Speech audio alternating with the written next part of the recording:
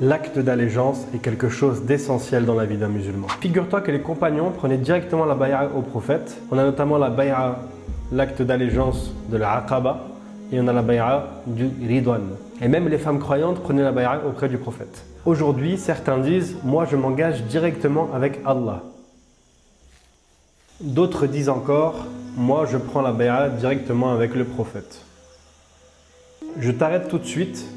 L'islam a un ordre, une continuité, et le prophète nous a laissé un héritage vivant. Quel est le hadith très connu, Al-Thaqalayn, ou un autre hadith par exemple dans le Musnad de l'imam Ahmed, où il est dit dans le sens que le prophète nous a laissé après lui deux choses, et si on s'attache à ces deux choses, on ne sera pas égaré. Donc c'est le Kitab Allah et l'Itra al-Bayt, donc le livre d'Allah et les gens de ma maison.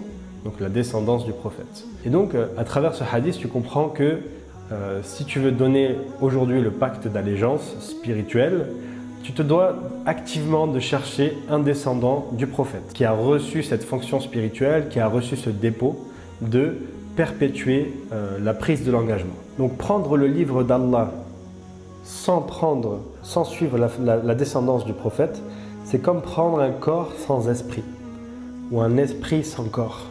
Et à ce moment-là, si on sépare les deux, c'est la mort. Mais attends, toi tu es là, tu nous parles d'engagement, de bay'a, mais ça signifie quoi l'engagement? La signification spirituelle de l'engagement, c'est le rappel de notre premier pacte. Donc le Seigneur a demandé « Ne suis-je pas votre Seigneur ?»